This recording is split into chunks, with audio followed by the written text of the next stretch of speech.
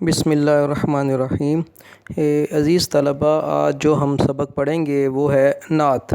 تو نعت کا سبق شروع کرنے سے پہلے ہم ذرا مصنف کے بارے میں دیکھیں گے کہ مصنف کی جو چند ایک اہم باتیں آپ نے ذہن میں رکھنی ہیں مصنف کے بارے میں، وہ یہ ہیں۔ سب سے پہلی بات جو آپ نے ذہن نشین رکھنی ہے وہ یہ ہے کہ ان کی پیدائش جو ہے وہ 1914 میں ہوئی ہے، اور جبکہ وفات 1982 میں یعنی 1982 میں ہوئی ہے۔ اس کے علاوہ جو اہم چیز ہے جو بورڈ میں اکثر پوچھی جاتی ہے، اور وہ یہ ہے کہ احسان دانش کو مزدور شاعر بھی کہا جاتا ہے۔ احسان دانش کو مزدور شاعر بھی کہا جاتا ہے، اور ان کی وجہ شہرت جو ہے وہ ان کی نظمیں ہیں۔ یہ دو باتیں بیٹا آپ نے ذہن میں رکھنی ہے۔ آئیے دیکھتے ہیں اب نعت کے بارے میں۔ تو دیکھیے نعت کا پہلا شعر دیکھیے بیٹا۔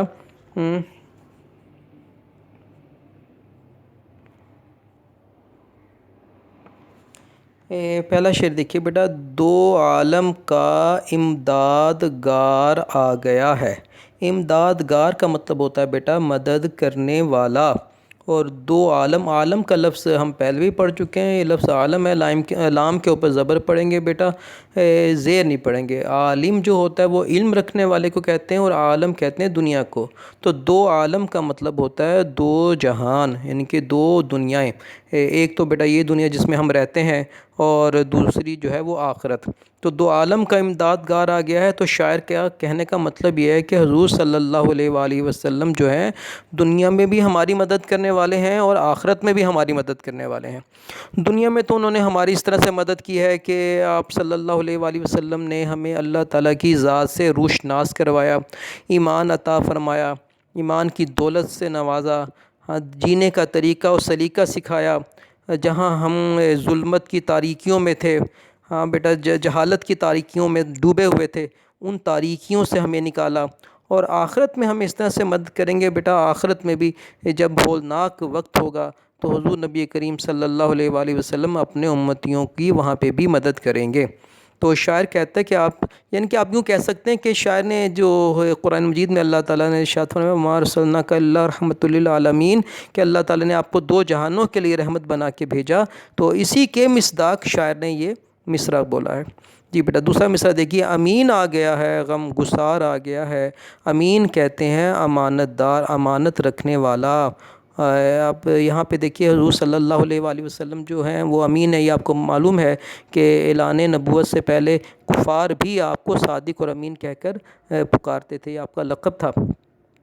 تو آپ امانت دار ہیں، لوگوں کی امانتوں کی بھی حفاظت کرتے ہیں۔ اور سب سے بڑی جو بات ہے بیٹا وہ یہ یاد رکھنے والی ہے کہ اللہ تعالیٰ نے جو آپ پہ وحی نازل فرمائی، جو اپنا قرآن، اپنی کتاب نازل فرمائی، اس کتاب کو انتہائی ایمانداری کے ساتھ آپ نے اس کی حفاظت فرمائی اور لوگوں تک پہنچایا۔ تو یہ بھی بہت بڑی بات ہے، اسی وجہ سے آپ کو صادق اور امین بھی کہا جاتا ہے۔ تو آپ امین بھی ہیں اور غم گسار بھی ہیں، یعنی کہ جو مظلوم طبقہ ہے، جو غریب طبقہ ہے، جس پہ معاشرے میں انتہائی ظلم و ستم کیا جاتا تھا، تو آپ صلی اللہ علیہ وآلہ وسلم جو ہیں ان کے غموں کو غلط کر دیا، ان کے غموں میں سہارا بنے، انہیں خوشیاں عطا فرمائیں۔ آگے بیٹا دیکھیے دوسرا شعر دیکھیے۔ غریبوں کی جاں کو، یتیموں کے دل کو، سکون ہو گیا ہے، قرار آ گیا ہے۔ تو اس شعر میں اگر آپ توجہ دیں تو شاعر ہمیں کہنا یہ چاہتا ہے کہ اسلام ایک پرامن معاشرہ چاہتا ہے جس میں سکون ہو، ہر طبقے کو انصاف ملے۔ تو اس نے معاشرے کا سب سے مظلوم طبقہ جو ہوتا ہے بیٹا وہ غریب ہوتے ہیں اور یتیم ہوتے ہیں، جن پہ انتہائی ظلم کیا ڈھایا جاتا ہے اور جن کو ان کے حقوق نہیں دیے جاتے۔ تو شاعر کہتا ہے کہ آپ صلی اللہ علیہ وآلہ وسلم نے دنیا میں آ کر اعلان نبوت کے بعد آپ نے غریبوں اور یتیموں دونوں طبقوں کو ان کے حقوق دلوائے اور انہیں انصاف مہیا کیا۔ تو اس وجہ سے شاعر کہتا ہے کہ آپ کے آنے سے غریبوں اور یتیموں کو سکون مل گیا ہے، ان پہ سے ظلم جو کیا جاتا تھا وہ ختم ہو گیا ہے اور انہیں انصاف مہیا ہو گیا ہے۔ اور سب سے بڑی بات یہ کہ اسلام نے جو یہاں پہ نظام معاشرت قائم کیا اور نظام معیشت قائم کیا، ان کے امیر اور غریب میں کوئی فرق نہیں۔ جس طرح امیر کی اہمیت ہے معاشرے میں، اسی طرح غریب کی بھی اہمیت ہے۔ تو آپ کے آنے سے غریبوں اور یتیموں کو سکون مل گیا ہے، یعنی کہ ہمارے معاشرے میں امن و سکون پیدا ہو گیا ہے۔ جی بیٹا تیسرا شعر دیکھیے، اصول محبت ہے پیغام جس کا، وہ محبوب پروردگار آ گیا ہے۔ اصول محبت ہے پیغام جس کا۔ تو اگر ہم حضور صلی اللہ، شاعر کہتا ہے کہ اگر ہم حضور صلی اللہ علیہ وآلہ وسلم کی تعلیمات کا بغور مطالعہ کریں اور آپ کے تعلیمات کو بغور پڑھیں، دین اسلام کا مطالعہ کریں، تو ہمیں پتہ چلے گا کہ تمام تعلیمات کا مقصد صرف ایک ہی ہے، اور وہ یہ ہے کہ سب سے محبت کی جائے، تمام انسانوں سے، چاہے وہ غریب ہے، وہ امیر ہے، وہ کالا ہے یا وہ گورا ہے، دنیا کی کسی بھی ایک کنارے میں کونے میں رہنے والا ہے، کسی بھی قسم کا شخص ہے، ان سب کو محبت دی جائے، ان سے محبت کی جائے۔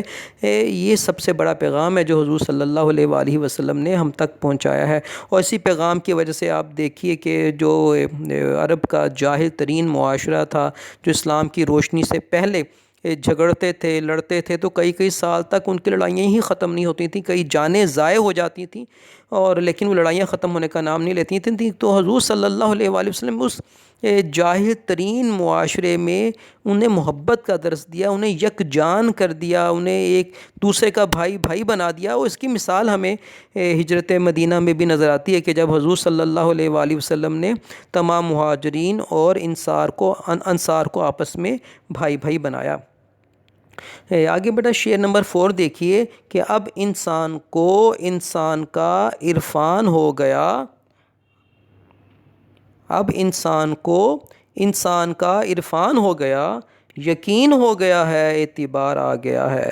تو شاعر بیٹا اس شعر میں ہمیں یہ سمجھانا چاہتا ہے کہ اب حضور صلی اللہ علیہ وآلہ وسلم کی آمد سے اب انسان جو ہے اس کو انسان کی پہچان حاصل ہو گئی ہے کہ اللہ تعالیٰ، اس میں آپ دیکھیے کہ دو باتیں بڑی غور سمجھنے والی ہیں، وہ یہ کہ ایک تو حضور صلی اللہ علیہ وآلہ وسلم کی تعلیمات سے ہمیں یہ بھی پتہ چلا کہ دوسرے انسان کی اہمیت کیا ہے، اس کی جان کی کیا اہمیت ہے۔ کوئی بھی انسان دنیا میں بے وقت نہیں ہے، بیکار نہیں ہے، ہر ایک انسان کی دنیا میں اہمیت ہے، اس کی اہمیت کو سمجھنا چاہیے، اس کی جان کی اہمیت کو سمجھنا چاہیے اور اس کی حفاظت کرنی چاہیے۔ تو ایک تو دوسروں کی جان کی کی پہچان ہوئی کہ اللہ تعالیٰ نے یہ دوسرے کو، ایک انسان کو کس قدر اہم بنایا ہے، اشرف المخلوقات بنایا، تو انسان کے لیے ضروری ہے کہ انسان دوسرے انسان کی جان کی اہمیت کو، اس کے مال کی اہمیت کو، اس کی عزت کی اہمیت کو پہچانے۔ تو یہ اسلام نے، حضور کی تعلیمات نے ہمیں درس دیا اور ان کی پہچان حاصل ہوئی۔ دوسری ایک اور بھی بات اس میں بڑی اہم ہے کہ انسان جو تھا وہ دنیا میں آ کر اپنے دنیا میں آنے کے مقصد کو بھول چکا تھا اور سیدھے راستے سے بھٹک چکا تھا۔ حالانکہ اللہ تعالیٰ نے انسان کو اپنا نائب و خلیفہ بنایا تھا، لیکن اس کے باوجود انسان مقصد حیات سے دور ہو گیا تھا۔ تو حضور صلی اللہ علیہ وآلہ وسلم کی تعلیمات سے، آپ کی آمد سے ہمیں یہ بھی، اس بات کی بھی پہچان حاصل ہوئی کہ انسان کو اللہ تعالیٰ نے دنیا میں کس مقصد کے لیے بھیجا ہے، اس کی مقصد تخلیق کیا ہے۔ تو مقصد تخلیق بھی معلوم ہوا اور اسے اپنی پہچان بھی حاصل ہوئی۔ جی بیٹا اگلا شعر دیکھیے، شعر نمبر 5 دیکھیے کہ بجھے گا نہ جس کا چراغ محبت، وہ پیغمبر ذی وقار آ گیا ہے۔ اس میں بیٹا ایک لفظ آپ نے بڑا ذہن میں رکھنا ہے، بورڈ میں سوال آتا بھی، وہ لفظ بہت دفعہ بورڈ میں پیپر میں آتا ہے، یہ لفظ ہوتا ہے محبت۔ میم کے اوپر ہمیشہ زبر پڑی جائے گی، اکثر ہم میم کے اوپر پیش پڑھتے ہیں، محبت بولتے ہیں اور وہ تلفظ غلط ہے، تو درست تلفظ ہے بیٹا اس کا محبت، میم کے اوپر زبر پڑا جائے گا۔ بورڈ میں بھی اکثر یہ اعراب میں یہ سوال MCQs کی صورت میں آتا ہے، تو یہ آپ نے ذہن میں رکھنا ہے۔ بجھے گا نہ جس کا چراغ محبت، تو شاعر کہتا ہے کہ حضور صلی اللہ علیہ وآلہ وسلم کی محبت جو ہے وہ، اس کا چراغ دنیا میں کبھی بھی نہیں بجھے گا۔ آپ نے دنیا کو اتنی محبت دی ہے کہ وہ، اتنی محبت پھیلائی ہے کہ وہ قیامت تک وہ محبت جو ہے، اس کا چراغ جو ہے وہ روشن رہے گا۔ ان کی شاعر آپ صلی اللہ علیہ وآلہ وسلم کو ایسی شخصیت قرار دیتا ہے جس کی محبت تمام مخلوقات میں اجاگر ہے اور جس کی محبت کا چراغ کبھی بھی نہ بجھے گا۔ آپ یہ دیکھیے پھر آپ حضور صلی اللہ علیہ وآلہ وسلم کی محبت کا اگر آپ اندازہ لگانا چاہتے ہیں تو آپ اس بات سے اندازہ لگا سکتے ہیں کہ حضور صحابہ کرام حضور صلی اللہ علیہ وآلہ وسلم کے ایک اشارے پر اپنی جانوں تک کا نذرانہ پیش کرنے کے لیے تیار رہتے تھے ہر وقت، بلکہ اپنی جانوں کا نذرانہ پیش کر دیا۔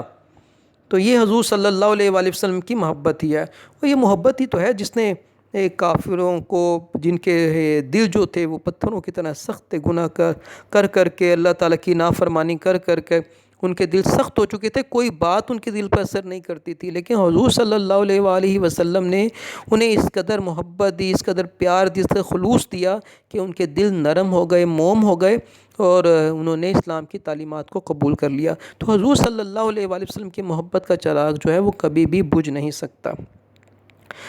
آخری بیٹا شعر دیکھیے، زمانے کو اب اپنی منزل مبارک۔ ہاں یہ لفظ بہت عام ہے بیٹا، بورڈ میں ایم سی کیوز میں آتا بھی ہے، اعراب میں لفظ ہوتا ہے بیٹا مبارک، رے کے اوپر زبر پڑیں گے، اکثر ہم غلط بولتے ہیں، اس کو مبارک بولتے ہیں، یہ غلط ہے، درست لفظ ہوتا ہے بیٹا مبارک، رے کے اوپر زبر پڑیں گے، تو یہ بھی آپ نے بات ذہن میں رکھنی ہے۔ تو زمانے کو اب اپنی منزل مبارک کے ایک خضر صد راہ گزار آ گیا ہے۔ تو شاعر کہتا ہے کہ اسلام کی تعلیمات سے پہلے جو ہے وہ انسان جو ہے وہ اپنے مقصد حیات سے بھٹک گیا تھا، سیدھی راہ سے بھٹک گیا تھا، گمراہ ہو گیا تھا، وہ اپنی منزل سے دور ہو گیا تھا، لیکن حضور صلی اللہ علیہ وآلہ وسلم ایک کامل رہنما بن کر آئے، کامل راہبر بن کر آئے۔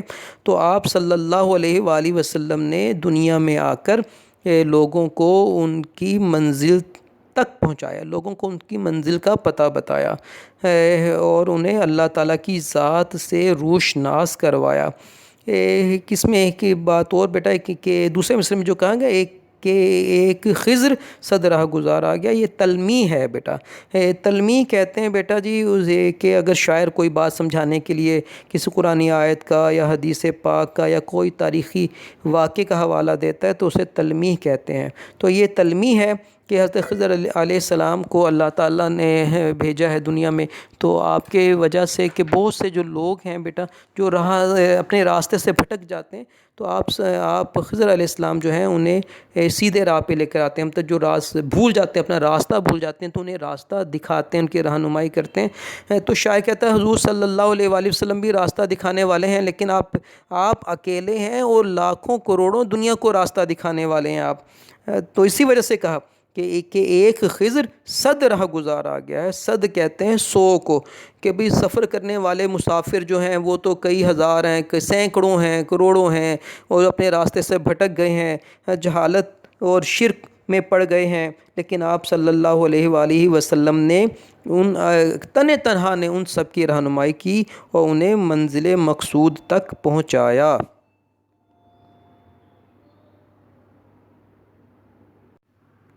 بیٹا اب اس کی ایکسرسائز دیکھیے۔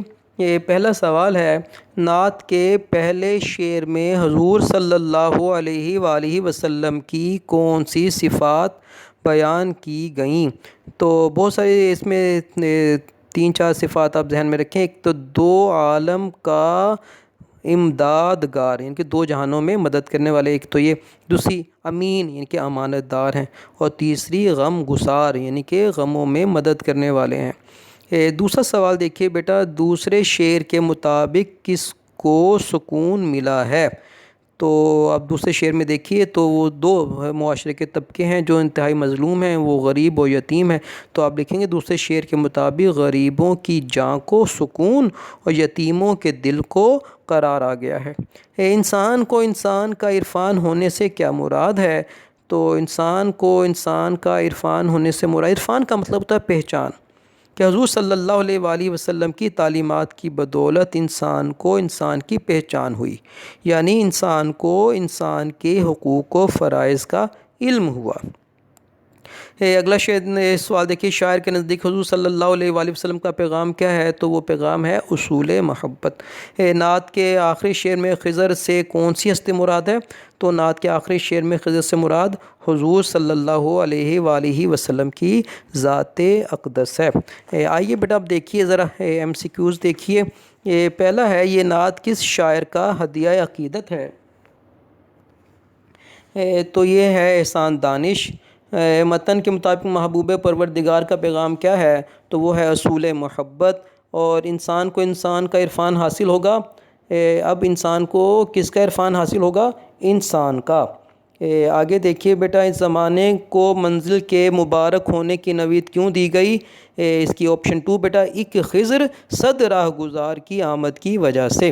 جی بیٹا آخری ایم سی کچھ دیکھیے، پیغمبر ذی وقار کے چراغ محبت کے بارے میں کیا کہا گیا؟ تو یہ کا آپشن 3 ہے بیٹا، کبھی نہیں بجھے گا۔ اعراب دیکھیے بیٹا، پہلا ہے عالم، دوسرا سکون، پھر ہے بیٹا عرفان، اس کے بعد ہے محبت، اس کے بعد ہے بیٹا منزل۔ جی بیٹا اس کے بعد آپ نیچے آ جائیے، خالی جگہ جو ہے فل کیا کرنی ہے بیٹا۔ بجھے گا نا جس کا چراغ محبت، اس کے بعد بے دیکھیے بیٹا، یقین ہو گیا ہے، قرار آ گیا ہے، اور اس کے بعد اب انسان کو انسان کا عرفان ہوگا، اور آخر میں ہے بیٹا زمانے کو اب اپنی منزل مبارک۔ تو بیٹا یہ سارا جو کام جو میں نے آپ کو بتایا، آپ نے نوٹس خرید چکے ہوں گے، یہ آپ نے اپنی کاپیز پہ بھی اتارنا ہے، اور ساتھ ساتھ بیٹا یاد بھی رکھنا ہے آپ نے۔ تو روزانہ کا بھی آپ ایک شعر کی تشریح اگر آپ نوٹ سے یاد کریں تو انشاءاللہ تعالیٰ آپ دیکھیے گا کہ چند دنوں میں آپ کا بہت سارا کام تیار ہو جائے گا، اور آپ کے لیے آسانی ہو جائے گی۔ السلام علیکم۔